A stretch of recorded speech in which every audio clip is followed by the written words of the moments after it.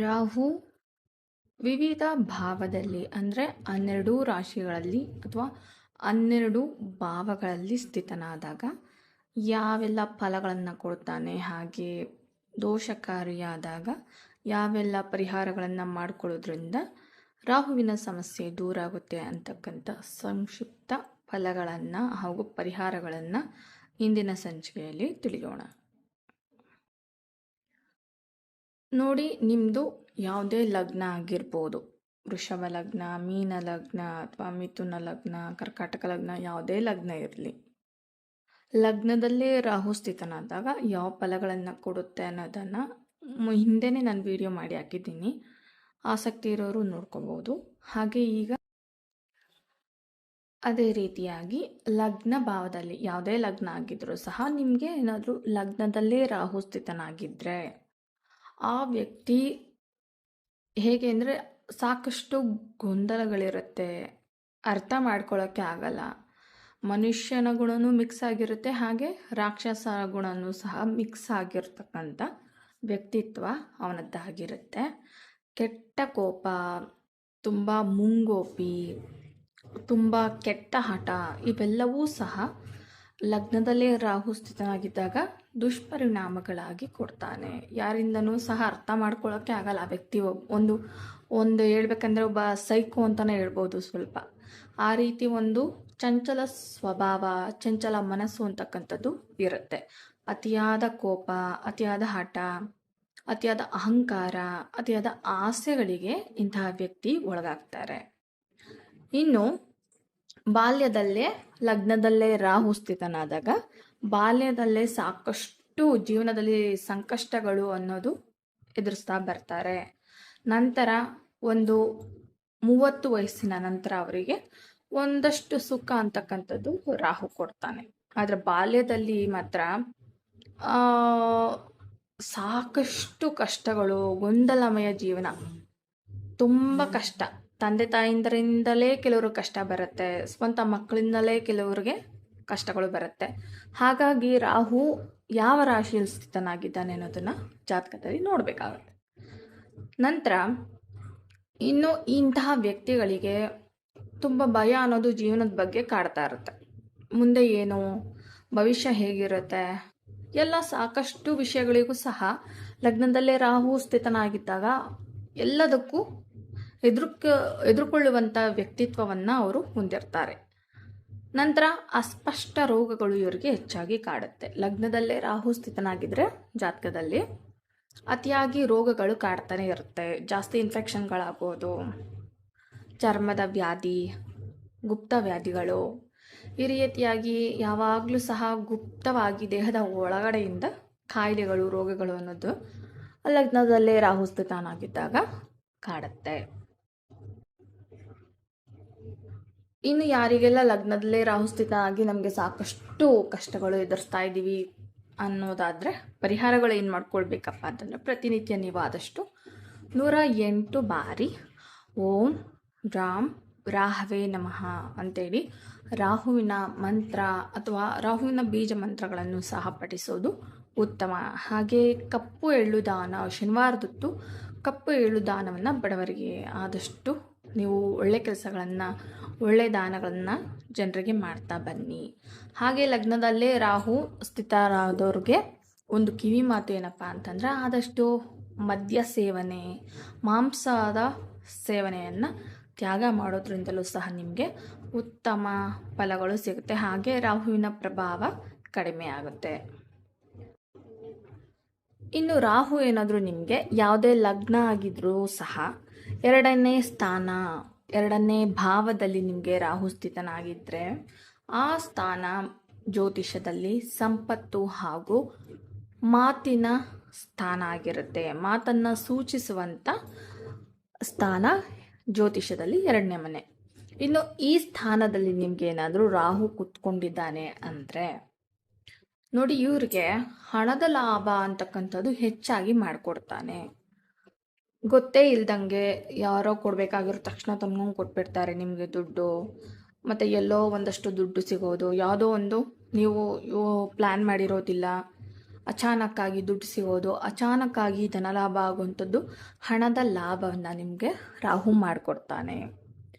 ಇನ್ನು ಮಾತಿನಲ್ಲಿ ದೋಷ ಇರುತ್ತೆ ಅವ್ರಿಗೆ. ಹೇಗೆ ಅಂದರೆ ತುಂಬ ಅಹಂಕಾರವಾಗಿ ಮಾತುಗಳನ್ನು ಆಡ್ಬೋದು, ತುಂಬ ಕಠೋರವಾಗಿ ಮಾತುಗಳನ್ನು ಆಡುವಂಥದ್ದು.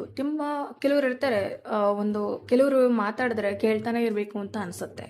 ಆದರೆ ಯಾರಿಗೆಲ್ಲ 2ನೇ ಮನೇಲಿ ರಾಹು ಕುತ್ಕೊಂಡ್ಬಿಡ್ತಾನೆ ಅಂಥವ್ರು ಮಾತಾಡೋದು ಯಾರಿಗೂ ಇಷ್ಟ ಆಗೋದಿಲ್ಲ.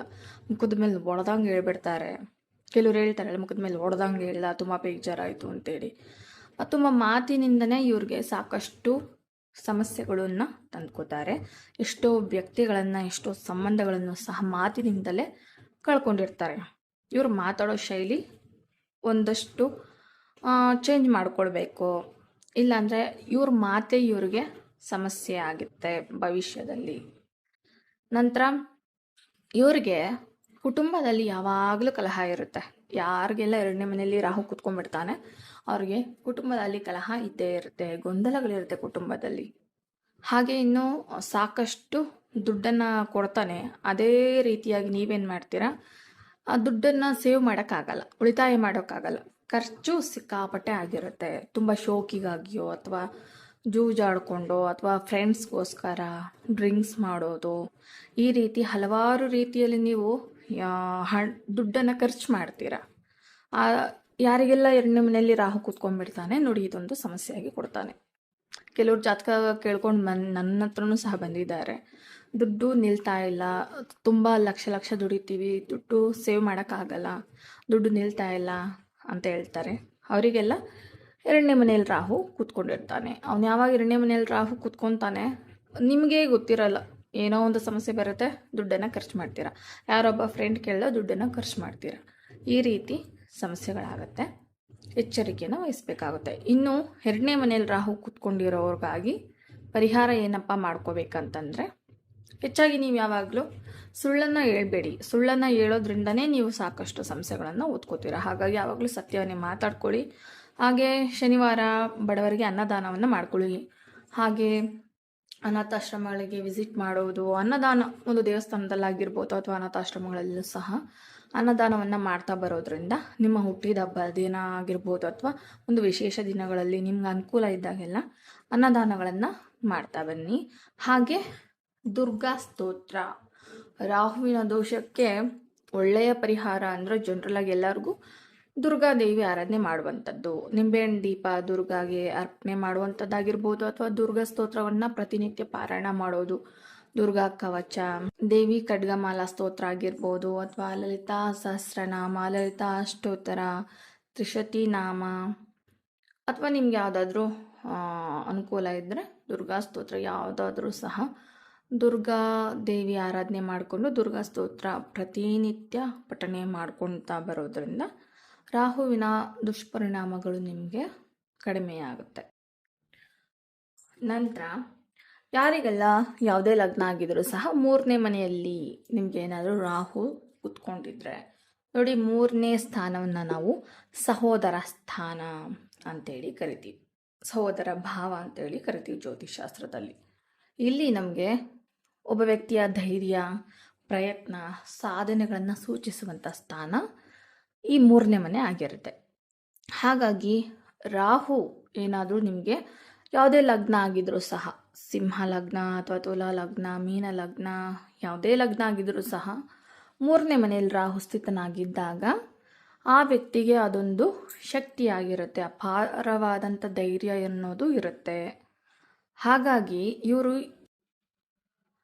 ಮಾಧ್ಯಮ, ತಂತ್ರಜ್ಞಾನ, ಲಾಭವನ್ನು ನಿಮಗೆ ರಾಹು ಮಾಡಿಕೊಡ್ತಾನೆ. ಹಾಗೆ ಈ ವ್ಯಕ್ತಿಗಳಲ್ಲೂ ಏನು ಅಂದ್ಕೊಂಡಿರ್ತಾರೋ ಜೀವನದಲ್ಲಿ ಒಂದು ಗುರಿ ಅನ್ನೋದು ಇಟ್ಕೊಂಡು ಈ ಕೆಲಸ ಮಾಡಬೇಕು ಅಂದರೆ ಖಂಡಿತ ಅದನ್ನು ಸಾಧನೆ ಮಾಡುವಂಥ ಗುಣವನ್ನು ರಾಹು ಮಾಡಿಕೊಡ್ತಾನೆ. ಏನು ಅಂದ್ಕೊತೀರೋ, ಏನು ಇಚ್ಛೆಯನ್ನು ಹೊಂದಿರ್ತೀರೋ, ಏನು ಆಸೆಯನ್ನು ಪಡ್ತೀರೋ ಅದನ್ನು ನೀವು ಜೀವನದಲ್ಲಿ ಸುಲಭವಾಗಿ ಸಾಧನೆ ಮಾಡಬಹುದು. ಹಾಗೆ ಇನ್ನು ಸಹೋದರರ ಸ್ಥಾನ ಆಗಿರೋದ್ರಿಂದ ಸಹೋದರರಿಂದ ನಿಮಗೆ ಒಂದು ಮಿಶ್ರ ಫಲ ಅಂದರೆ ಸಹಾಯ ಮಾಡುವಂಥದ್ದಾಗಿರ್ಬೋದು, ಸಹೋದರರಿಂದ ನಿಮಗೆ ಮಿಶ್ರ ಫಲ ಅಂತಕ್ಕಂಥದ್ದು ಸಿಗುತ್ತೆ, ಸಹಾಯ ಮಾಡ್ತಾರೆ. ಇನ್ನು ಈ ವ್ಯಕ್ತಿಗಳಿಗೆ ಅಪಾರವಾದಂಥ ಧೈರ್ಯ ಇರೋದ್ರಿಂದ ಕೆಲವೊಮ್ಮೆ ಇದೇ ನಿಮಗೆ ಹೆಚ್ಚಾಗಿ ಜೀವನದಲ್ಲಿ ಸಮಸ್ಯೆ ಅಂತಕ್ಕಂಥದ್ದು ತಂದೊಡ್ಡುತ್ತೆ. ಇನ್ನು 3ನೇ ಮನೆ ರಾಹುವಿಗೆ ಶುಭ ಸ್ಥಾನ ಆಗಿರೋದ್ರಿಂದ ಸಮಸ್ಯೆಗಳೇ ಅಷ್ಟೊಂದು ಇನ್ನೂ ಬರೋದಿಲ್ಲ ಅಂತಲೇ ಹೇಳ್ಬಹುದು. ಆದರೆ ರಾಹು ಒಬ್ಬ ಅಶುಭ ಗ್ರಹ ಆಗಿರೋದ್ರಿಂದ ಅವನು ಎಲ್ಲೇ ಇದ್ದರೂ ಜ್ಯೋತಿಷಾಸ್ತ್ರದಲ್ಲಿ ಹೇಳ್ತಾರೆ, ರಾಹು 3, 6, 11ರಲ್ಲಿ ಇದ್ದರೆ ಒಳ್ಳೆಯದು, ಅಶುಭ ಫಲಗಳು ಕಡಿಮೆ ಅಂತೇಳಿ. ಆದರೆ ಅವನು ಎಲ್ಲೇ ಇದ್ದರೂ ಅಶುಭ ಗ್ರಹ ಆಗಿರೋದ್ರಿಂದ, ಪಾಪಗ್ರಹ ಆಗಿರೋದ್ರಿಂದ ಸಮಸ್ಯೆಗಳು ಇದ್ದೇ ಇರುತ್ತೆ. ಹಾಗಾಗಿ ನೀವು ಸಹ 3ನೇ ಮನೆಯಲ್ಲಿ ಏನಾದರೂ ರಾಹು ಕೂತ್ಕೊಂಡಾಗ ನೀವು ಸಹ ಪ್ರತಿನಿತ್ಯ ಹನುಮಾನ್ ಚಾಲೀಸ, ಹನುಮಾನ್ ಕವಚಗಳನ್ನು ಓದುವಂಥದ್ದು ಮಾಡಿಕೊಳ್ಳಿ. ನಂತರ ಕಪ್ಪು ವಸ್ತ್ರದಾನ ಮಾಡೋದ್ರಿಂದ ನಿಮಗೆ ಇನ್ನಷ್ಟು ಶುಭ ಫಲಗಳನ್ನು ನೀವು ಕಾಣಬಹುದು. ಇನ್ನು ಯಾರಿಗೆಲ್ಲ 4ನೇ ಭಾವದಲ್ಲಿ ರಾಹು ಸ್ಥಿತನಾಗಿದ್ದರೆ ನೋಡಿ, ಈ 4ನೇ ಮನೆ ಜಾತಕದಲ್ಲಿ ಯಾವಾಗಲೂ ಮನೆ, ಸುಖ, ಹಾಗೆ ತಾಯಿಯ ಸ್ಥಾನ ಅಂತೇಳಿ ನಾವು ಜ್ಯೋತಿಷ್ಶಾಸ್ತ್ರದಲ್ಲಿ ಕರಿತೀವಿ. ಇನ್ನು ಯಾರಿಗೆಲ್ಲ 4ನೇ ಮನೆಯಲ್ಲಿ ರಾಹು ಸ್ಥಿತನಾಗಿದ್ದಾಗ ಸ್ವಂತ ಮನೆ ಮಾಡ್ಕೊಳ್ಳೋದಕ್ಕೆ ಜೀವನದಲ್ಲಿ ಸಾಕಷ್ಟು ಕಷ್ಟಪಡಬೇಕಾಗುತ್ತೆ. ಇನ್ನು 4ನೇ ಮನೆಯಲ್ಲಿ ಯಾರಿಗೆಲ್ಲ ರಾಹು ಸ್ಥಿತನಾಗಿದ್ದಾನೆ ಅವರ ತಾಯಿಗೆ ಸಾಕಷ್ಟು ಆರೋಗ್ಯ ಸಮಸ್ಯೆಗಳಿರುತ್ತೆ. ಇನ್ನು 4ನೇ ಮನೆಯಿಂದ ನಾವು ಒಬ್ಬ ವ್ಯಕ್ತಿಯ ತಾಯಿ ಹಾಗೂ ತಾಯಿಯ ಮನೆಯನ್ನು ಸಹ ನೋಡುವಂಥ ಸ್ಥಾನ 4ನೇ ಮನೆ ಆಗಿದೆ. ಹಾಗಾಗಿ ಇಲ್ಲಿ ರಾಹು ಸ್ಥಿತನಾಗಿದ್ದಾಗ ತನ್ನ ತಾಯಿಗೆ ತುಂಬ ಕಷ್ಟ ಇರುತ್ತೆ. ಎಷ್ಟೋ ಹೆಣ್ಮಕ್ಳು ಇಂಥ ಜಾತಕದವ್ರಿಗೆ ಏನಾಗಿರುತ್ತಪ್ಪ ಅಂತಂದರೆ ಚಿಕ್ಕ ವಯಸ್ಸಿನಲ್ಲಿ ತಂದೆಯನ್ನು ಕಳ್ಕೊಂಬಿಟ್ಟಿರ್ತಾರೆ, ತಂದೆ ಇರೋದಿಲ್ಲ. ಹಾಗಾಗಿ 4ನೇ ಮನೆಯಲ್ಲಿ ರಾಹು ಸ್ಥಿತನಾಗಿದ್ದಾಗ ತಾಯಿಗೆ ಬಹಳಷ್ಟು ಸಂಕಷ್ಟಗಳು ಇರುತ್ತೆ. ಇನ್ನು ಇಲ್ಲಿ ಸುಖ ಹಾಗೂ ತಾಯಿ ಸ್ಥಾನ ಆಗಿರೋದ್ರಿಂದ ಮನೆಯಲ್ಲಿ ಸಾಕಷ್ಟು ಹಣಕಾಸಿನ ಸಮಸ್ಯೆಗಳಾಗಿರ್ಬೋದು, ಹಾಗೆ ತಾಯಿಗೆ ಯಾವಾಗಲೂ ಆರೋಗ್ಯ ಸಮಸ್ಯೆ ಕಾಡ್ತಾ ಇರುತ್ತೆ. ಸಾಕಷ್ಟು ಕಾಯಿಲೆಗಳು, ಆರೋಗ್ಯ ಸಮಸ್ಯೆಗಳನ್ನು ಹೊತ್ಕೊಂಡಿರ್ತಾರೆ. ಹಾಗಾಗಿ ಸಾಕಷ್ಟು ಗೊಂದಲಗಳು ಜೀವನ ಇವ್ರದ್ದಾಗಿರುತ್ತೆ. ಇನ್ನು 4ನೇ ಮನೆಯಲ್ಲಿ ರಾಹು ಸ್ಥಿತನಾಗಿದ್ದಾಗ ಸ್ವಂತ ಮನೆ ಮಾಡ್ಕೊಳ್ಳೋದಕ್ಕೆ ಬಹಳಷ್ಟು ಕಷ್ಟಪಡಬೇಕಾಗುತ್ತೆ. ಅಷ್ಟು ಸುಲಭವಾಗಿ ನಿಮಗೆ ಒಂದು ಸ್ವಂತ ಮನೆ ಕಟ್ಟಬೇಕಪ್ಪ ಅಂತಂದರೆ ಅದಾಗೋದಿಲ್ಲ. ತುಂಬ ಕಠಿಣ ಸಮಯ ಬೇಕಾಗುತ್ತೆ, ತುಂಬ ಕಷ್ಟಪಡಬೇಕಾಗುತ್ತೆ. ಇನ್ನು 4ನೇ ಮನೆಯಲ್ಲಿ ರಾಹು ಸ್ಥಿತನಾಗಿದ್ದಾಗ ಆ ವ್ಯಕ್ತಿಗಳಿಗೆ ಯಾವಾಗಲೂ ಮನಸ್ಸಿಗೆ ಅಶಾಂತಿ, ಎಸ್ಪೆಷಲಿ ಮನೆಗೆ ಸಂಬಂಧಪಟ್ಟಂತೆ ಆಗಿರ್ಬೋದು, ಕಷ್ಟದ ಮೇಲೆ ಕಷ್ಟ ಬರ್ತಾ ಇರುತ್ತೆ. ತಾಯಿಯ ಆರೋಗ್ಯ ವಿಚಾರದಲ್ಲಾಗಿರ್ಬೋದು ಸಮಸ್ಯೆಗಳು ಬರ್ತಾನೆ ಇರುತ್ತೆ. ಹಾಗಾಗಿ ಯಾವಾಗಲೂ ಅಶಾಂತಿ ಅಂತಕ್ಕಂಥದ್ದು ರಾಹು ಕೊಡ್ತಾನೆ. ಇನ್ನು ಇಂತಹ ವ್ಯಕ್ತಿಗಳು ಯಾವಾಗಲೂ ಮನೆ ಬದಲಾವಣೆ ಮಾಡ್ಕೋತಾ ಇರ್ತಾರೆ. ಅಂದರೆ ಬಾಡಿಗೆ ಮನೆಯಲ್ಲಿ ಜೀವನ ಸಾಗಿಸುವಂಥ ಒಂದು ದೋಷವನ್ನು ರಾಹು ತಂದು ಕೊಡ್ತಾನೆ. ಇನ್ನು ತಾಯಿಯ ಆರೋಗ್ಯದಲ್ಲಿ ಯಾವಾಗಲೂ ಸಮಸ್ಯೆ ಬರ್ತಾನೇ ಇರುತ್ತೆ. ಸ್ಥಿರ ಸುಖ ಅಂತಕ್ಕಂಥದ್ದು ಇಂತಹ ವ್ಯಕ್ತಿಗಳಿಗೆ ಸಿಗೋದಿಲ್ಲ. ಹಾಗಾಗಿ ನೀವು ರಾಹುವಿಗೆ ಪ್ರಾರ್ಥನೆ ಮಾಡ್ಕೊತಾ ಇರಬೇಕು. ಹಾಗೆ ಸುಬ್ರಹ್ಮಣ್ಯನ ಆರಾಧನೆ ಮಾಡುವಂಥದ್ದು, ಷಷ್ಠಿ ದಿನ ಷಷ್ಠಿ ಅಥವಾ ಘಾಟಿ ಸುಬ್ರಹ್ಮಣ್ಯ, ಕುಕ್ಕೆ ಸುಬ್ರಹ್ಮಣ್ಯ ದರ್ಶನ ಮಾಡಿಕೊಂಡು ಅರ್ಚನೆ ಮಾಡ್ಕೊತಾ ಬನ್ನಿ. ಹಾಗೆ ಸುಬ್ರಹ್ಮಣ್ಯನ ಸೇವೆ, ಸುಬ್ರಹ್ಮಣ್ಯನ ದೇವಸ್ಥಾನಗಳಿಗೆ ದರ್ಶನ ಮಾಡ್ಕೊಂಡು ಅರ್ಚನೆ ಮಾಡ್ಕೊಂಡು ಬರುವಂಥದ್ದು. ಹಾಗೆ ಶಿವಲಿಂಗ ತಂದಿಟ್ಕೊಂಡು ಮನೆಯಲ್ಲೇ ಪೂಜೆ ಮಾಡುವಂಥದ್ದು ಇನ್ನೂ ಒಳ್ಳೆಯದು. ತಪ್ಪನೆ ನಾಗರ ಪಂಚಮಿಯನ್ನು ಶಾಸ್ತ್ರೋಕ್ತವಾಗಿ ಆಚರಣೆ ಮಾಡ್ಕೊಂಡು ಬನ್ನಿ. ಹಾಗೆ ಮನೆಯಲ್ಲಿ ತುಳಸಿ ಪೂಜೆ ಪ್ರತಿನಿತ್ಯನೂ ಸಹ ಮಾಡ್ಕೊಳ್ತಾ ಬರೋದ್ರಿಂದ ನಿಮಗೆ ಇರ್ತಕ್ಕಂಥ ಸಮಸ್ಯೆಗಳು ಬಗೆಹರುತ್ತೆ. ತಪ್ಪದೆ ನೀವು ರಾಹುವಿಗೆ ಪರಿಹಾರ ಮಾಡಿಕೊಂಡ್ಲೇಬೇಕು. ಇಲ್ಲಾಂದರೆ ತುಂಬ ಸಮಸ್ಯೆಗಳು, ಕೆಲವೊಮ್ಮೆ ಸಮಸ್ಯೆಗಳನ್ನು ಮಾತಿನಲ್ಲಿ ಹೇಳೋದು ಕಡಿಮೆ, ಆ ಕಷ್ಟಗಳನ್ನು ಅನುಭವಿಸಿದವ್ರಿಗೆ ಗೊತ್ತಾಗುತ್ತೆ. ಹಾಗಾಗಿ ಗೊತ್ತಿರಬೇಕು, 4ನೇ ಮನೆಯಲ್ಲಿ ರಾಹು ಇದ್ದರೆ ನೀವೇ ಅರ್ಥ ಮಾಡ್ಕೊಳ್ಳಿ ಎಷ್ಟು ಕಷ್ಟ ಇರುತ್ತೆ ಅಂತ. ಹೇಳೋದಕ್ಕೆ ಮಾತುಗಳೆಲ್ಲ ಕಡಿಮೆ ಆಗುತ್ತೆ, ಅಷ್ಟೊಂದು ಸಮಸ್ಯೆ ಅಂತಕ್ಕಂಥದ್ದು ಇರುತ್ತೆ.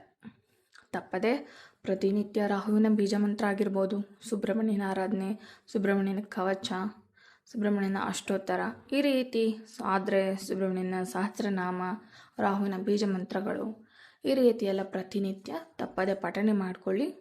ಒಳ್ಳೆಯದಾಗಲಿ. ಇನ್ನು 5ನೇ ಮನೆಯಲ್ಲಿ ರಾಹು ಸ್ಥಿತನಾದಾಗ ಜ್ಯೋತಿಷಾಸ್ತ್ರದಲ್ಲಿ 5ನೇ ಭಾವ ಪಂಚಮ ಭಾವವನ್ನು ನಾವು ಪುತ್ರ ಸ್ಥಾನ, ವಿದ್ಯೆ ಹಾಗೂ ಸಂತಾನವನ್ನು ಸೂಚಿಸುವಂಥ ಮನೆ ಅಥವಾ ಸ್ಥಾನ ಇದಾಗಿರುತ್ತೆ. ಪೂರ್ವ ಪುಣ್ಯ ಸ್ಥಾನವನ್ನು ಸೂಚಿಸುವಂಥ ಒಂದು ಮನೆ ಅಥವಾ ಭಾವ ಜ್ಯೋತಿಷಾಸ್ತ್ರದಲ್ಲಿ 5ನೇ ಮನೆ.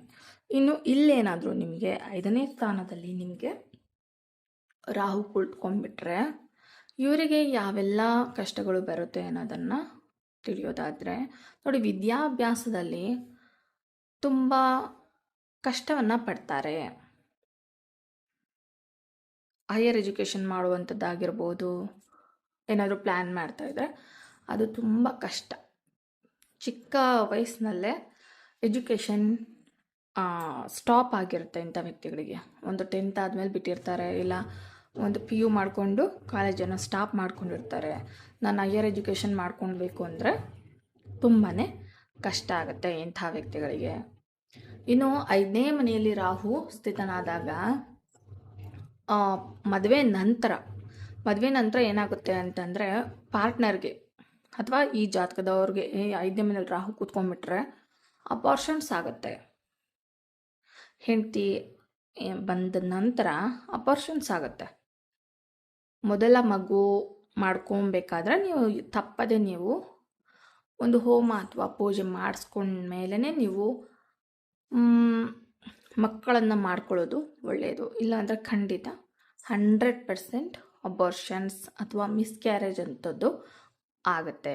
ಗೊತ್ತೇ ಇರೋದಿಲ್ಲ ಪ್ರೆಗ್ನೆಂಟ್ ಆಗಿದ್ದೀನಿ ಅಂತ ಅಬಾರ್ಷನ್ ಆಗಿಬಿಡುತ್ತೆ ಎಷ್ಟೋ ಜನರಿಗೆ. ನೋಡಿರ್ಬೋದು, ಈಗೆಲ್ಲ ತುಂಬ ಸೋಷಿಯಲ್ ಮೀಡಿಯಾದಲ್ಲಿ ಹಾಕ್ತಾ ಇರ್ತಾರೆ, ಮಿರಾಕಲ್ ಬೇಬಿ ಅದು ಇದು ಅಂತ ಹೇಳ್ಕೊಂಡು. ಇಂಥವ್ರಿಗೆಲ್ಲ ಇಂಥ ಜಾತಕ 5ನೇ ಮನೇಲಿ ರಾಹು ಸ್ಥಿತನಾಗಿದ್ದಾಗ ಹೀಗೆ ಆಗುತ್ತೆ, ಮಿಸ್ಕ್ಯಾರೇಜ್ ಅಥವಾ ಅಬಾರ್ಷನ್ಸ್ ಆಗುತ್ತೆ. ಇನ್ನು ಸಂತಾನದಲ್ಲಿ ದುಃಖ ಅಂತಕ್ಕಂಥದ್ದು ಪ್ರಾಪ್ತಿಯಾಗುತ್ತೆ.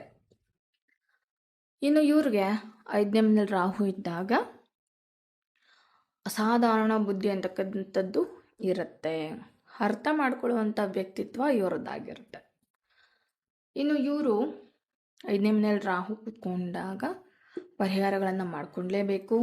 ಖಂಡಿತ ಈ ಜನ್ಮದಲ್ಲಿರ್ತಕ್ಕಂಥ ದೋಷಗಳು ನೀವು ನಿವಾರಣೆ ಮಾಡಿಕೊಂಡ್ರೆ ಮುಂದಿನ ಜನ್ಮದಲ್ಲೂ ಸಹ ಸುಖ ಅಂತಕ್ಕಂಥದ್ದು ಪ್ರಾಪ್ತಿ. ಯಾರಿಗೆಲ್ಲ ಈ ಥರ ಇದೆ ಅಂತಲ್ಲ, ಯಾವುದೇ ದೋಷ ಆಗಿರ್ಬೋದು ಸಹ ಜಾತಕದಲ್ಲಿದ್ದಾಗ ಒಂದು ದೋಷವನ್ನು ನಿವಾರಣೆ ಮಾಡಿಕೊಂಡೇ ಇದ್ದಾಗ ಅದು ಮುಂದಿನ ಜನ್ಮದಲ್ಲೂ ಸಹ ಆ್ಯಡ್ ಆಗುತ್ತೆ. ಹಾಗಾಗಿ ಏನೇ ದೋಷ ಇದ್ದರೂ ಸಹ ಆದಷ್ಟು ಈಗಲೇ ನಿವಾರಣೆ ಮಾಡಿಕೊಳ್ಳಿ ಅಂತಕ್ಕಂಥದ್ದು ಕಿವಿ ಮಾತು. ಇನ್ನು ಇವರಿಗೆ ಪರಿಹಾರ ಏನಪ್ಪ ಅಂತಂದರೆ, ವಿದ್ಯಾಭ್ಯಾಸದಲ್ಲಿ ತೊಂದರೆ ಇರೋದಕ್ಕಾಗಿ ನಿಮಗೆ ಸರಸ್ವತಿ ಪೂಜೆ ಪ್ರತಿನಿತ್ಯ ಮಾಡ್ಕೊಳ್ಳಿ. ಹಾಗೆ ಗುರುವಾರ ಹಳದಿ ವಸ್ತುಗಳಾಗಿರ್ಬೋದು, ಹಳದಿ ವಸ್ತ್ರ ಧರಿಸುವಂಥದ್ದಾಗಿರ್ಬೋದು ಮಾಡ್ಕೊಳ್ಳಿ. ಹಾಗೆ ಇನ್ನು ಕೈಲಾದಷ್ಟು ಮಕ್ಕಳಿಗೆ ಆದಷ್ಟು ಪುಸ್ತಕವನ್ನು ದಾನ ನೀಡುವಂಥದ್ದು, ಮಕ್ಕಳಿಗೆ ಆದಷ್ಟು ದಾನಗಳನ್ನು ನೀಡುವಂಥದ್ದು ಮಾಡ್ತಾ ಬರೋದ್ರಿಂದ ನಿಮಗೆ ಇರತಕ್ಕಂಥ ರಾಹುವಿನ ದುಷ್ಪರಿಣಾಮಗಳು ಕಡಿಮೆ ಆಗುತ್ತೆ. ಇನ್ನು ಸಂತಾನಕ್ಕಾಗಿ ತಪ್ಪದೇ ರಾಹುವಿನ ಶಾಂತಿ ಅಥವಾ ಹೋಮವನ್ನು ಮಾಡಿಸ್ಕೊಳ್ಳಿ. ಅದೆಲ್ಲ ಮಾಡಿಸ್ಕೊಂಡೇ ನೀವು ಮಕ್ಕಳನ್ನು ಮಾಡಿಕೊಳ್ಳಿ ಅಂತ ಹೇಳ್ತಾ ಶುಭವಾಗಲಿ. ಇನ್ನು ಯಾರಿಗೆಲ್ಲ 6ನೇ ಮನೆಯಲ್ಲಿ ರಾಹು ಸ್ಥಿತನಾಗಿರ್ತಾನೆ ಅಂಥವ್ರಿಗಾಗಿ ಯಾವೆಲ್ಲ ಫಲಗಳು ಸಿಗುತ್ತೆ ಅಂತ ತಿಳಿಯೋಣ.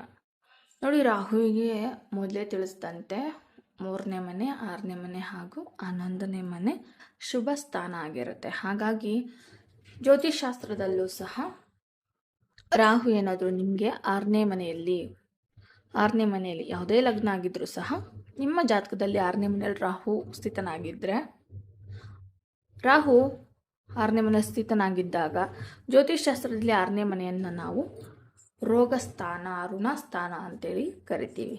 ಇನ್ನು ಯಾವುದೇ ಲಗ್ನ ಆಗಿದ್ರೂ ಸಹ 6ನೇ ಮನೆಯಲ್ಲಿ ರಾಹು ಸ್ಥಿತನಾಗಿದ್ದರೆ ಅವರಿಗೆ ನೋಡಿ, 6ನೇ ಮನೆ ರಾಹುವಿಗೆ ಶುಭ ಸ್ಥಾನ ಅಂತ ಹೇಳಿದ್ನಲ್ವಾ.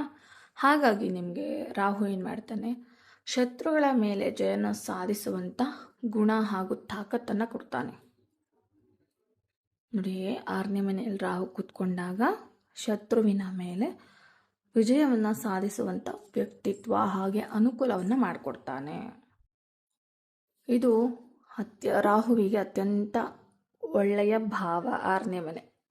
ಹಾಗಾಗಿ ಶತ್ರುಗಳು ನಾಶ ಆಗ್ತಾರೆ. ಯಾವುದೇ ಸ್ಪರ್ಧೆಯಲ್ಲಾಗಿರ್ಬೋದು ನೀವು ಜಯವನ್ನು ಸಾಧಿಸುವಂಥ ಗುಣವನ್ನು ಹೊಂದಿರ್ತೀರ. ಇನ್ನು ಕಾನೂನಿನಲ್ಲೂ ಸಹ ಇವೇನಾದ್ರು ದೊಡ್ಡ ಪೊಲಿಟಿಷಿಯನ್ಸ್ ಆಗಿಬಿಟ್ಟಿದ್ರೆ ಕಾನೂನಿನಲ್ಲೂ ಸಹ ನಿಮಗೆ ಯಾವಾಗಲೂ ಜಯ ಅಂತಕ್ಕಂಥದ್ದು ಸಿಗುತ್ತೆ. ಇನ್ನು ಇಂತಹ ವ್ಯಕ್ತಿಗಳಿಗೆ ಧೈರ್ಯ ಅಂತಕ್ಕಂಥದ್ದು ಸಹ ಹೆಚ್ಚಾಗಿ ಇರುತ್ತೆ. ಇನ್ನು ಆರೋಗ್ಯದಲ್ಲಿ ಕೊಂಚ ಸಮಸ್ಯೆಗಳು ಹಾಗೂ ಮಿಶ್ರ ಫಲ ಅಂತಕ್ಕಂಥದ್ದು ಇರುತ್ತೆ. ಹಾಗಾಗಿ ಪ್ರತಿನಿತ್ಯ ನೀವು ಮೃತ್ಯುಂಜಯ ಮಂತ್ರವನ್ನು ಹೇಳ್ಕೊಳ್ಳುವಂಥದ್ದು ಅಭ್ಯಾಸ ಮಾಡ್ಕೊಳ್ಳಿ. ಹಾಗೆ ಹನುಮಂತನ ಪೂಜೆ ಮಾಡ್ಕೊಳ್ಳಿ. ಇನ್ನಷ್ಟು ರಾಹುವಿನ ಫಲಗಳು ದುಷ್ಪರಿಣಾಮಗಳು ಕಡಿಮೆಯಾಗಿ ಒಳ್ಳೆಯ ಫಲಗಳನ್ನು ಹನುಮಂತ ಕೊಡ್ತಾನೆ, ಧೈರ್ಯವನ್ನು ಕೊಡ್ತಾನೆ. ಹಾಗಾಗಿ ಹನುಮಂತನ ಪೂಜೆ ಪ್ರತಿನಿತ್ಯ ಮಾಡ್ಕೊಳ್ಳಿ. ಈ ರೀತಿ ಮಾಡ್ಕೊಳ್ಳೋದ್ರಿಂದ ನಿಮಗೆ ಇರ್ತಕ್ಕಂಥ ರಾಹುವಿನ ದುಷ್ಪರಿಣಾಮಗಳೇನಿದೆ ಅದು ಕಡಿಮೆ ಆಗುತ್ತೆ. ಇನ್ನು ಯಾರಿಗೆಲ್ಲ 7ನೇ ಮನೆಯಲ್ಲಿ ರಾಹು ಸ್ಥಿತನಾಗಿದ್ದರೆ ಜ್ಯೋತಿಷ್ ಶಾಸ್ತ್ರದಲ್ಲಿ ನಾವು ಈ ಮನೆಯನ್ನು ನಾವು ಕಳತ್ರ ಸ್ಥಾನ, ವಿವಾಹ ಸ್ಥಾನ ಅಥವಾ ವ್ಯಾಪಾರ ಸ್ಥಾನ ಅಂತೇಳಿ ಕರಿತೀವಿ. ಹಾಗಾಗಿ ಅಲ್ಲೇನಾದರೂ ನಿಮಗೆ ರಾಹು ಸ್ಥಿತನಾಗಿದ್ದರೆ ನೋಡಿ, ಯಾರಿಗೆಲ್ಲ 7ನೇ ಮನೆಯಲ್ಲಿ ವಿವಾಹ ಸ್ಥಾನದಲ್ಲಿ ರಾಹು ಕುತ್ಕೊಂಡ್ಬಿಟ್ಟಿದ್ರೆ ಅದಕ್ಕೇನಾದರೂ ನಿಮಗೆ ಕುಜ ದೋಷ ಇರೋದು ಅಥವಾ ಅದಕ್ಕೇನಾದರೂ ಕುಜನ ದೃಷ್ಟಿ, ಶನಿ ದೃಷ್ಟಿ, ಕೇತು ದೃಷ್ಟಿ ಇದ್ದರೆ ಖಂಡಿತ ಇಲ್ಲಿ ರಾಹು ಸ್ಥಿತನಾಗಿದ್ದರೆ ಏನಾಗುತ್ತೆ, ದ್ವಿಕಳತ್ರ ಯೋಗನು ಸುಲಭವಾಗಿ ಬಂದ್ಬಿಡುತ್ತೆ.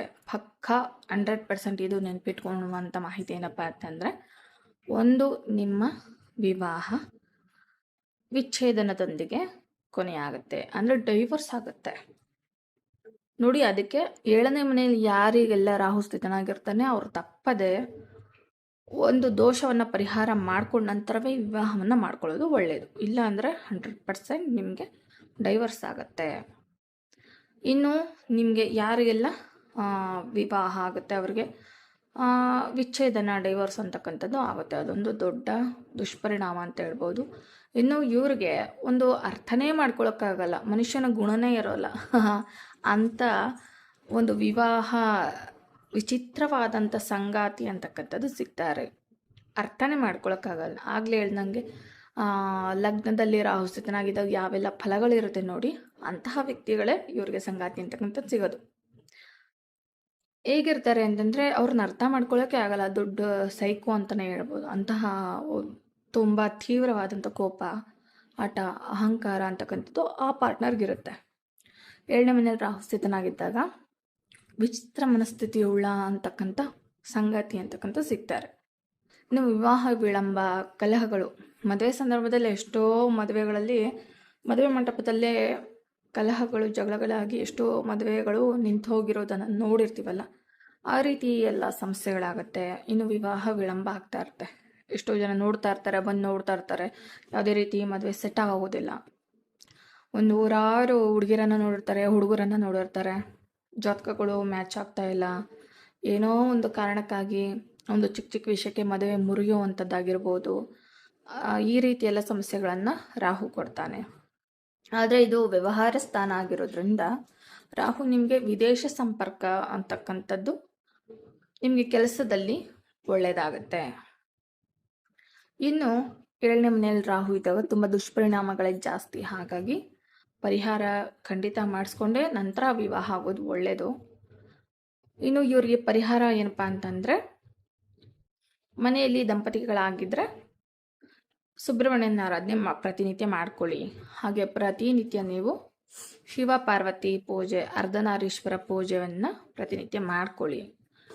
ಇನ್ನು ಆದಷ್ಟು ಶನಿವಾರ ವ್ರತಗಳನ್ನು ಮಾಡ್ಕೊಳ್ಳಿ. ದಾಂಪತ್ಯದಲ್ಲಿ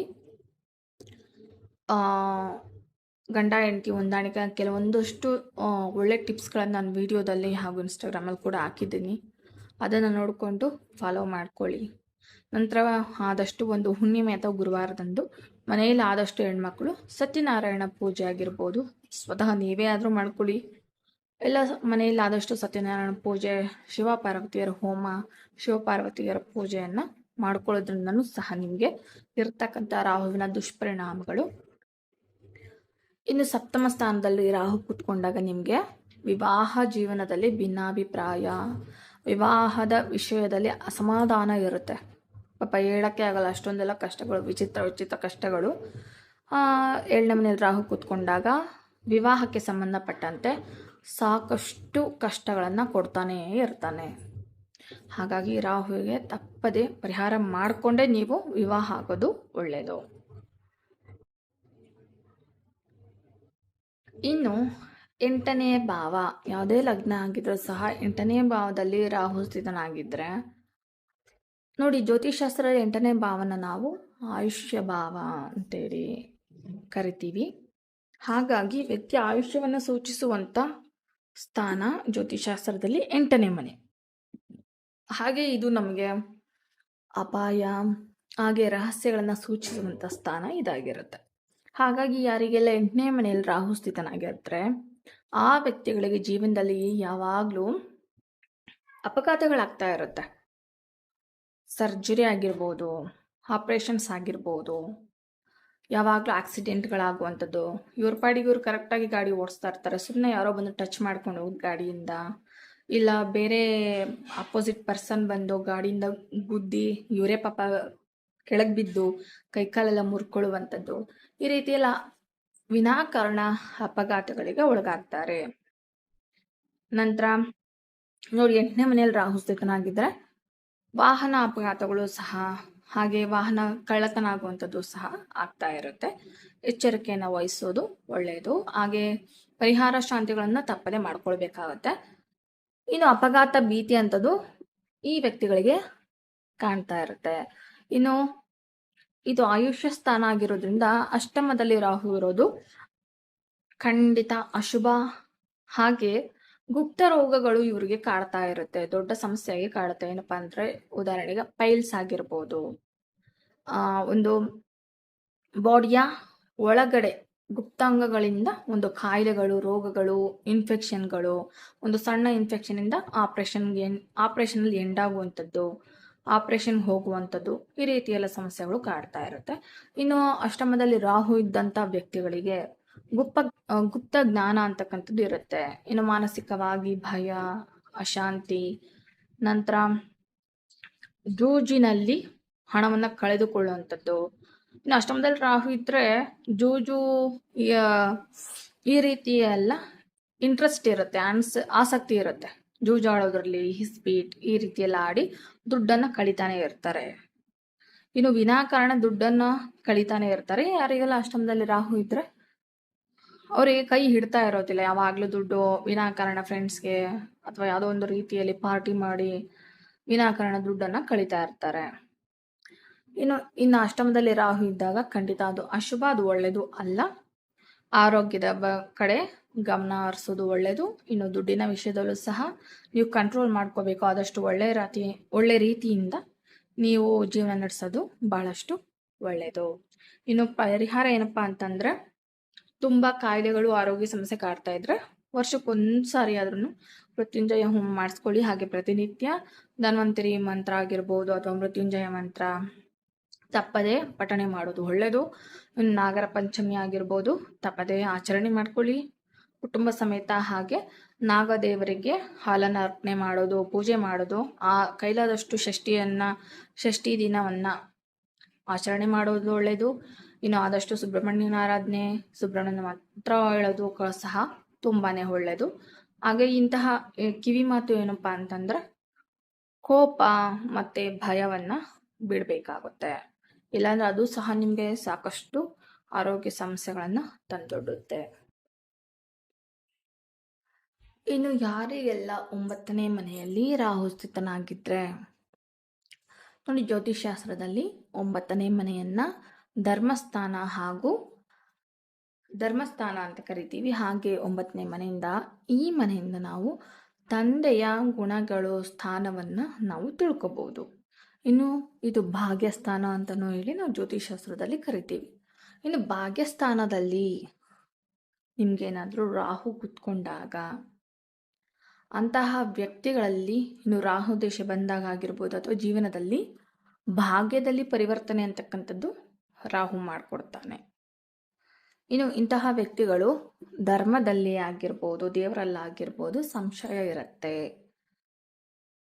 ನಂತರ ಇನ್ನು 9ನೇ ಮನೆಯಲ್ಲಿ ರಾಹು ಕುತ್ಕೊಂಡಿದ್ರೆ ಅಂತಹ ಜಾತಕದವ್ರಿಗೆ ತಂದೆಯೊಂದಿಗೆ ಅಂತರವನ್ನು ಇಟ್ಕೊಂಡಿರ್ತಾರೆ.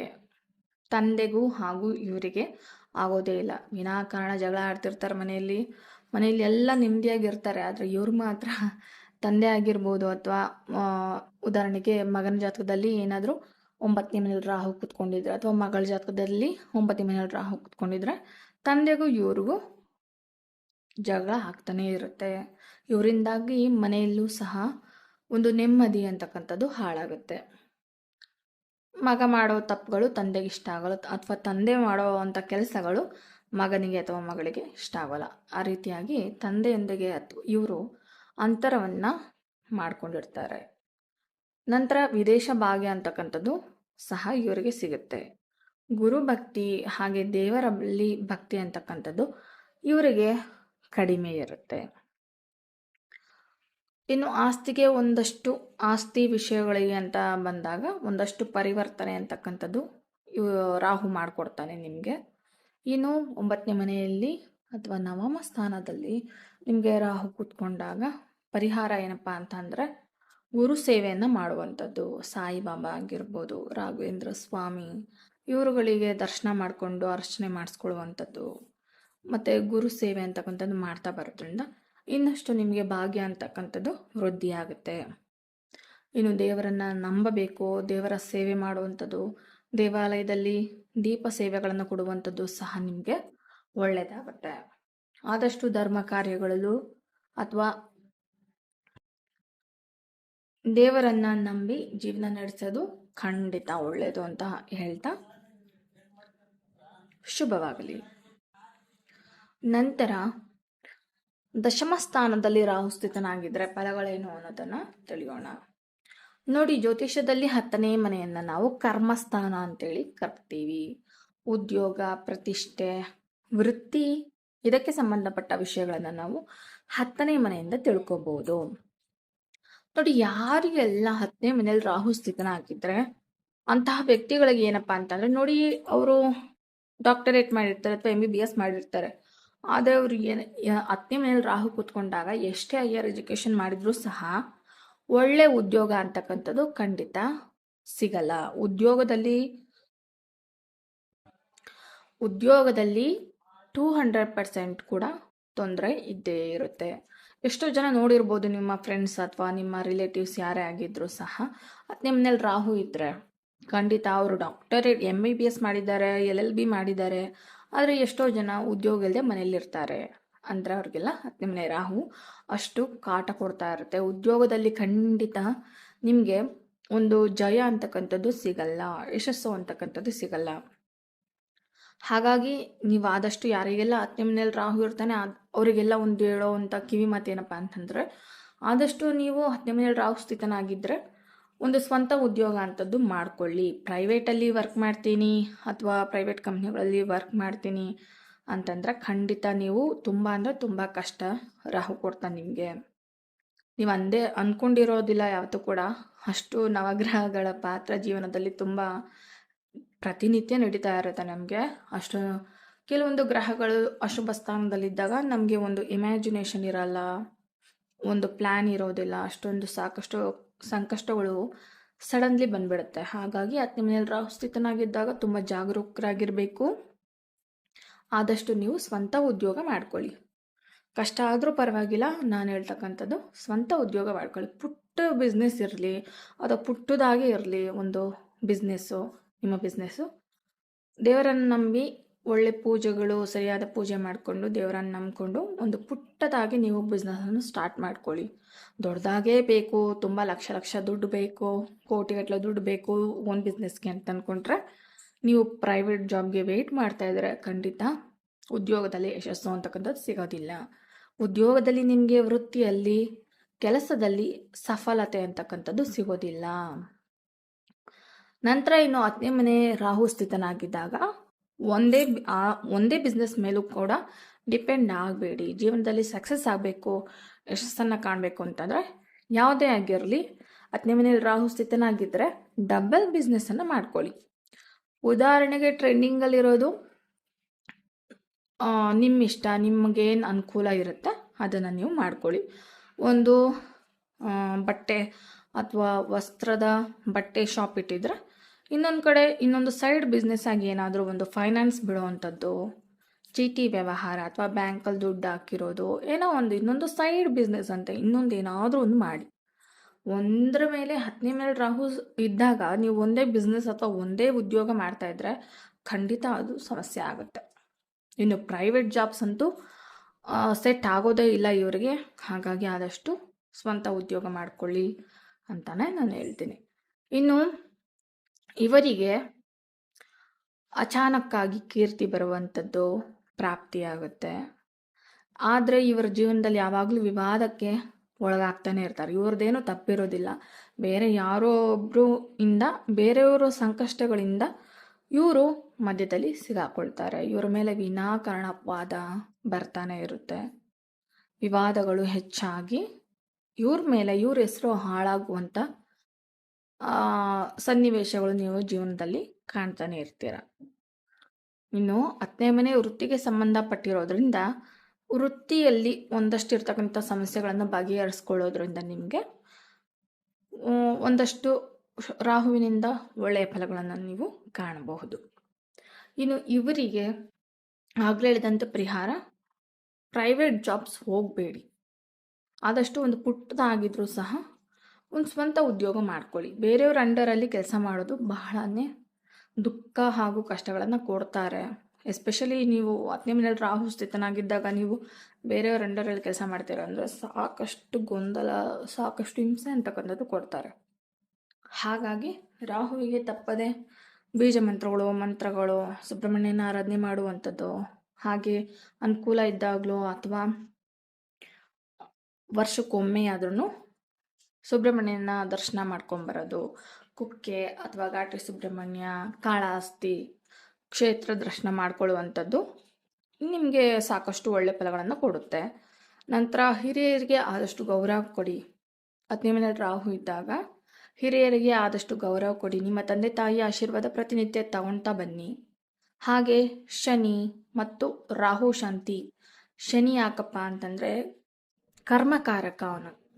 ಹಾಗಾಗಿ ಶನಿ ಮತ್ತು ರಾಹುವಿಗೆ ಅನುಕೂಲ ಆದಷ್ಟು ನೀವು ಶಾಂತಿಗಳನ್ನು ಮಾಡ್ಕೊಳ್ತಾ ಬರೋದು, ಆಂಜನೇಯನಿಗೆ ದರ್ಶನ ಮಾಡಿಕೊಂಡು ಆಂಜನೇಯನಿಗೆ ವಿಳೆದೆಲೆ ಹಾರ, ತುಳಸಿ ಹಾರ ಕೊಡುವಂಥದ್ದು, ಹಾಗೆ ಆಂಜನೇಯನ ದೇವಸ್ಥಾನಕ್ಕೆ ದರ್ಶನ ಮಾಡಿಕೊಂಡು ಎಳ್ಳೆಣ್ಣೆ ಕೊಡ್ತಾ ಬರೋದ್ರಿಂದಲೂ ಸಹ ನಿಮಗೆ ಸಾಕಷ್ಟು ಒಳ್ಳೆ ಫಲಗಳನ್ನು ಕಾಣ್ತೀರಾ. ಹಾಗಿರ್ತಕ್ಕಂಥ ಎಷ್ಟೋ ದೋಷಗಳು ಕಳೆಯುತ್ತೆ. ಇನ್ನು ಪ್ರಾಮಾಣಿಕವಾಗಿ ಆದಷ್ಟು ಕೆಲಸಗಳನ್ನು ಮಾಡಿ ಅಂತ ಹೇಳ್ತಾ ಇನ್ನು ಯಾರಿಗೆಲ್ಲ 11ನೇ ಮನೆಯಲ್ಲಿ ರಾಹು ಸ್ಥಿತನಾಗಿದ್ದಾಗ ಜ್ಯೋತಿಷ್ ಶಾಸ್ತ್ರದಲ್ಲಿ ನಾವು 11ನೇ ಮನೆಯನ್ನ ಲಾಭಸ್ಥಾನ ಅಂತೇಳಿ ಕರಿತೀವಿ. ಹಾಗಾಗಿ ಇಲ್ಲಿ ಈ 11ನೇ ಮನೆ ಏಕಾದಶ ಸ್ಥಾನ ಏನಿದೆ ಅದು ವ್ಯಕ್ತಿಯ ಆದಾಯ ಹಾಗೂ ಆಸೆಯನ್ನು ಸೂಚಿಸುವಂಥ ಸ್ಥಾನ ಆಗಿರುತ್ತೆ. ಹಾಗಾಗಿ ಇದು ರಾಹುವಿಗೆ ಉತ್ತಮ ಫಲಗಳನ್ನು ಕೊಡ್ತಕ್ಕಂಥ ಮನೆ. ಇದು ಶುಭ ಸ್ಥಾನ ಆಗಿರುತ್ತೆ ರಾಹುವಿಗೆ. ಹಾಗಾಗಿ ಇಲ್ಲಿ ಯಾರಿಗೆಲ್ಲ 11ನೇ ಮನೆ ರಾಹು ಇರ್ತಾನೆ ನೋಡಿ, ಅವ್ರಿಗೆ ಚಿಕ್ಕ ವಯಸ್ಸಿನಲ್ಲೇ ಒಂದು ದೊಡ್ಡ ಮಟ್ಟದ ಅಥವಾ ಒಂದು ದೊಡ್ಡ ಮನೆ ಇರುತ್ತೆ, ಮನೆ ಯೋಗ ಇರುತ್ತೆ.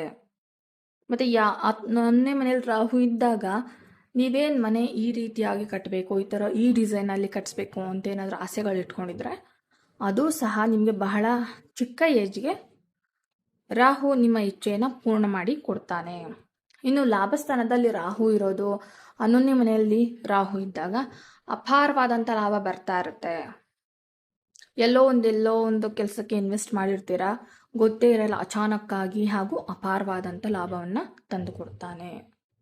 ಇನ್ನು ನೀವು 11ನೇ ಮನೆಯಲ್ಲಿ ರಾಹು ಇದ್ದಾಗ ನೀವೇನು ಅನ್ಕೊತೀರೋ, ಏನು ಇಚ್ಛೆ ಪಡ್ತೀರೋ, ಏನು ಆಸೆ ಪಡ್ತೀರೋ ಆ ಎಲ್ಲ ಕೆಲಸಗಳು ಸಹ ಬಹಳ ಚಿಕ್ಕ ಸಮಯದಲ್ಲಿ, ಶಾರ್ಟ್ ಟೈಮಲ್ಲಿ ನಿಮಗೆ ಆಸೆ ಅಂತಕ್ಕಂಥದ್ದು ಈಡೇರಿಕೆ ಮಾಡಿಕೊಡ್ತಾನೆ. ಇನ್ನು 11ನೇ ಮನೆಯಲ್ಲಿ ರಾಹು ಇದ್ದಾಗ ಅದು ಆದಷ್ಟು ನೀವು ದುಡ್ಡು ಅಂತಕ್ಕಂಥದ್ದು ಸಂಗ್ರಹ ಮಾಡ್ಕೊತಾ ಹೋಗ್ತೀರಾ. ದುಡ್ಡಿನ ಮೂಲಗಳು ಸಾಕಷ್ಟು ಬರುತ್ತೆ ನಿಮಗೆ ಜೀವನದಲ್ಲಿ. ತುಂಬ ಕೆಲವೊಬ್ರು ನೋಡಿರ್ಬೋದು, 2 ಬಿಸ್ನೆಸ್ ಮಾಡ್ತಾರೆ, 3 ಬಿಸ್ನೆಸ್ ಮಾಡ್ತಾರೆ. ದುಡ್ಡು ಎಲ್ಲಿಂದ ಬರುತ್ತೋ ಗೊತ್ತಿಲ್ಲ, ಅಷ್ಟು ಸಂಪಾದನೆ ಮಾಡಿ ಇಟ್ಟಿದ್ದಾರೆ, ಅಷ್ಟೊಂದು ಐಶ್ವರ್ಯ ಅಂತಕ್ಕಂಥದ್ದು ಇರುತ್ತೆ ಅನ್ನೋದಾದರೆ ಅಂಥವ್ರಿಗೆಲ್ಲ 11ನೇ ಮನೆ ರಾಹು ಇರ್ತಾನೆ. ಅದು ಶುಭ ಸ್ಥಾನ ಆಗಿರೋದ್ರಿಂದ ಅವ್ರಿಗೆ ಐಡಿಯಾನೇ ಇರೋದಿಲ್ಲ. ಒಂದು ಅಚಾನಕ್ಕಾಗಿ ಹೆಸರು, ಅಚಾನಕ್ಕಾಗಿ ಲಾಭ, ಅಚಾನಕ್ಕಾಗಿ ಒಂದು ದೊಡ್ಡ ಮೊತ್ತದ ಹಣ ಜೀವನದಲ್ಲಿ ಇವ್ರಿಗೆ ಬರ್ತಾನೆ ಇರುತ್ತೆ. ಇದೊಂದು ಶುಭ ಸ್ಥಾನ ರಾಹುವಿಗೆ ಅಂತಲೇ ಹೇಳ್ಬೋದು. ಇನ್ನು ಇವರಿಗೆ ಪರಿಹಾರ ಏನಪ್ಪ ಅಂತಂದರೆ ಅಹಂಕಾರವನ್ನು ತ್ಯಾಗ ಮಾಡಬೇಕು. ಯಾಕೆಂದರೆ ದುಡ್ಡು ಇವ್ರಿಗೆ ಬೇಕಾದಂಥ ಏನು ಇಚ್ಛೆ ಇರುತ್ತೋ, ದುಡ್ಡು ಐಶ್ವರ್ಯ ಎಲ್ಲವನ್ನು ರಾಹು ಮಾಡಿಕೊಟ್ಟಿರ್ತಾನೆ. ಹಾಗಾಗಿ ಇವ್ರಿಗೆ ಏನಾಗುತ್ತೆ ಅಂದರೆ ಅಹಂಕಾರ ಅನ್ನೋದು ಬಂದ್ಬಿಡುತ್ತೆ. ಹಾಗಾಗಿ ಎಷ್ಟೇ ದೇವರು ದುಡ್ಡು ಕೊಟ್ಟಾಗ ಅಹಂಕಾರ ಪಟ್ಟರೆ ಖಂಡಿತ ನೀವು ಮತ್ತೆ ಜೀವನದಲ್ಲಿ ಕೆಳಗೆ ಅನ್ನೋದು ಇಳಿತಾರ. ಹಾಗಾಗಿ ಏನು ಕೊಟ್ಟಿರ್ತಾನೋ ಅಹಂಕಾರ ಪಟ್ಟಾಗ ಅದನ್ನೆಲ್ಲ ಕಿತ್ಕೊಂಡ್ಬಿಡ್ತಾನೆ ದೇವರು. ಹಾಗಾಗಿ ನಾನು ಹೇಳೋದೇನಪ್ಪ ಅಂತಂದರೆ ಅಹಂಕಾರವನ್ನು ತ್ಯಾಗ ಮಾಡಬೇಕು. ಇನ್ನು ಹೆಚ್ಚಾಗಿ ದುಡ್ಡು ಬಂದಾಗ ನಿಮ್ಗೆ ಇನ್ನೂ ದುಡ್ಡು ಬರಬೇಕು, ಮುಂದೆ ಏನೋ ಅಂದ್ಕೊಂಡಿರ್ತೀರಾ, ಆಲ್ರೆಡಿ ತುಂಬ ಚೆನ್ನಾಗಿದ್ದೀವಪ್ಪ ಲೈಫಲ್ಲಿ ಅನ್ನೋರಿಗೆ, ಇನ್ನು ಯಾರಿಗೆಲ್ಲ ಬೇಡ ದುಡ್ಡು, ಎಲ್ರಿಗೂ ಬೇಕಲ್ವಾ, ಇನ್ನು ದುಡ್ಡು ಬೇಕು ಅಂತ ಆಸೆ ಪಡೋರೇ ಹೊರತು ದುಡ್ಡು ಸಾಕಪ್ಪ ಅಂತ ಯಾರೂ ಹೇಳಲ್ಲ. ಹಾಗಾಗಿ ನಿಮಗೆ ದುಡ್ಡು ಚೆನ್ನಾಗಿದ್ದಾಗ 11ನೇ ಮನೇಲಿ ರಾಹು ಇದ್ದಾಗ ದುಡ್ಡು ಚೆನ್ನಾಗಿ ಕೊಡ್ತಾನೆ. ಅಂಥವ್ರು ಆದಷ್ಟು ಬಡವರಿಗೆ ಸಹಾಯ ಮಾಡ್ತಾ ಹೋಗೋದ್ರಿಂದ ನೀವೇನು ಸಂಪಾದನೆ ಮಾಡಿರ್ತೀರೋ, ಏನು ಖರ್ಚು ಮಾಡ್ತೀರೋ ಅದೆಲ್ಲ ಡಬಲ್ ದುಡ್ಡು, ಡಬಲ್ ಲಾಭ ಅಂತಕ್ಕಂಥದ್ದು ರಾಹು ಮಾಡಿಕೊಡ್ತಾನೆ. ಇನ್ನು ನಿಮಗೆ ಸಿಗ್ತಕ್ಕಂಥ ಹಣದ ಲಾಭವನ್ನು ಆದಷ್ಟು ಧರ್ಮ ಕಾರ್ಯಗಳಿಗೆ, ಬಡವರಿಗೆ ಬಳಸೋದ್ರಿಂದ ನಿಮಗೆ ಇನ್ನಷ್ಟು ಶುಭ ಫಲಗಳನ್ನು ರಾಹು ಮಾಡಿ ಕೊಡ್ತಾನೆ. ಇನ್ನು ನಿಮಗೆ ಒಳ್ಳೆಯದಾಗಲಿ, ಅಹಂಕಾರವನ್ನು ಬಿಟ್ಟು ಜೀವನದಲ್ಲಿ ಸಕ್ಸಸ್ ಕಾಣಿ ಅಂತ ಹೇಳ್ತಾ ಶುಭವಾಗಲಿ. ಇನ್ನು ಕೊನೆಯದಾಗಿ 12ನೇ ಮನೆಯಲ್ಲಿ ರಾಹು ಸ್ಥಿತನಾಗಿದ್ದಾಗ ನೋಡಿ, ಜ್ಯೋತಿಷಾಸ್ತ್ರದಲ್ಲಿ 12ನೇ ಮನೆಯನ್ನು ನಾವು ವ್ಯಯ ಸ್ಥಾನ, ಖರ್ಚು, ವಿದೇಶ ಪ್ರಯಾಣ, ನಷ್ಟ, ಮೋಕ್ಷ ಸ್ಥಾನ ಅಂತೆಲ್ಲ ಹೇಳಿ ಕರಿತೀವಿ. ಇನ್ನು ವ್ಯಯಭಾವದಲ್ಲಿ ರಾಹು ಕೂತ್ಕೊಂಡಾಗ ಅಂತಹ ವ್ಯಕ್ತಿಗಳು ಏನ್ ಮಾಡ್ತಾರೆ, ಖರ್ಚು ವಿನಾಕಾರಣ ಮಾಡ್ತಾರೆ. ಹೇಗೆ ಶೋಕಿಯಾಗಿ ಆಗಿರ್ಬೋದು, ಅಥವಾ ಜೂಜಾಗಿರ್ಬೋದು, ಯಾವುದೋ ಒಂದು ತನ್ನ ಪ್ರೇಯಸಿಗಾಗಿ, ತನ್ನ ಹೆಂಡತಿಗಾಗಿ, ತನ್ನ ಕುಟುಂಬಕ್ಕಾಗಿ, ತನ್ನ ಮನೆಗಾಗಿ, ತನ್ನ ಕುಟುಂಬಸ್ಥರಿಗಾಗಿ, ಈ ರೀತಿಯಾಗಿ ಸಾಕಷ್ಟು ಕಾರಣಗಳಿರ್ಬೋದು. ಜೂಜಾಡೋದ್ರಿಂದ ಅಥವಾ ಗೇಮ್ಸ್ ಅಥವಾ ಪಾರ್ಟಿ ಮಾಡೋದ್ರಿಂದ, ಈ ರೀತಿ ಯಾವುದೋ ಒಂದು ಕಾರಣಕ್ಕೆ ಅವರ ಜೀವನದಲ್ಲಿ ಸಾಕಷ್ಟು ಖರ್ಚುಗಳು ಅಂತಕ್ಕಂಥದ್ದು ಬರ್ತಾನೆ ಇರುತ್ತೆ. ದುಡ್ಡು ನಿಲ್ಲಲ್ಲ ಇವ್ರ ಕೈ. 12ನೇ ಮನೇಲಿ ರಾಹು ಕೂತ್ಕೊಂಡಾಗ ಅವರು, ನೀವು ಐಡಿಯಾನ ಮಾಡ್ಕೊಬಾರ್ದು ದುಡ್ಡು ಸಂಪಾದನೆ ಮಾಡಬೇಕು, ಚೆನ್ನಾಗಿ ಉಳಿತಾಯ ಮಾಡಬೇಕು ಅಂತೇಳಿ ಅನ್ಕೊಬೇಡಿ. ಯಾಕೆಂದ್ರೆ ರಾಹು ನಿಮ್ಮಿಂದ ಸಾಕಷ್ಟು ಖರ್ಚು ಮಾಡಿಸ್ತಾನೆ ಇರ್ತಾನೆ. ಯಾವುದೋ ಒಂದು ಕಾರಣಕ್ಕೆ ಖರ್ಚು ಮಾಡ್ತಾನೆ ಇರ್ತೀರ.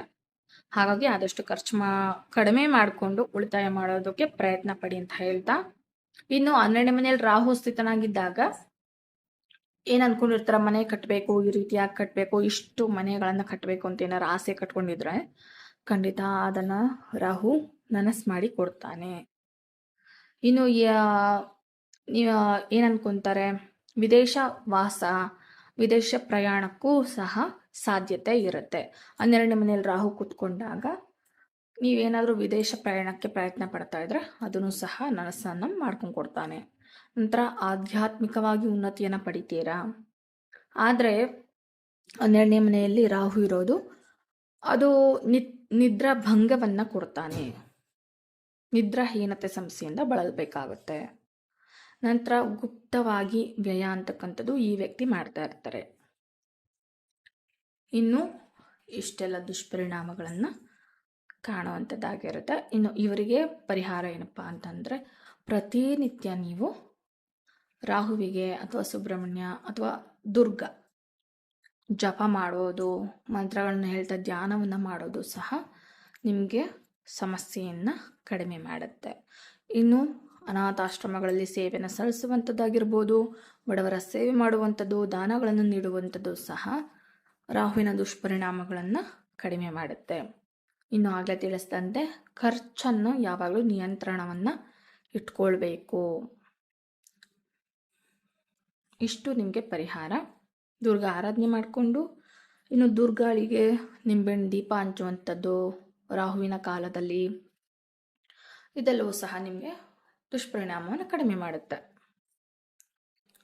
ಇನ್ನು ತಿಳ್ಕೊಂಡ್ರಲ್ವಾ ರಾಹುವಿನ ವಿವಿಧ ಭಾಗಗಳಲ್ಲಿ ಯಾವೆಲ್ಲ ದುಷ್ಪರಿಣಾಮಗಳನ್ನು ಕೊಡ್ತಾನೆ ಹಾಗೂ ಪರಿಹಾರವನ್ನು. ಇನ್ನು ಈ ವಿಡಿಯೋಗೆ ಸಂಬಂಧಪಟ್ಟಂತೆ ನಿಮ್ಗೆ ಏನಾದರೂ ಡೌಟ್ಸ್ ಇದ್ದರೆ, ಸಂದೇಹಗಳಿದ್ದರೆ ಕಾಮೆಂಟ್ಸ್ ಮಾಡಿ ಹಾಗೂ ನಿಮ್ಮ ಅಭಿಪ್ರಾಯವನ್ನು ತಿಳಿಸಿ. ಮತ್ತೆ ಮುಂದಿನ ವಿಡಿಯೋದಲ್ಲಿ ಸಿಗ್ತೀನಿ. ನಮಸ್ಕಾರ.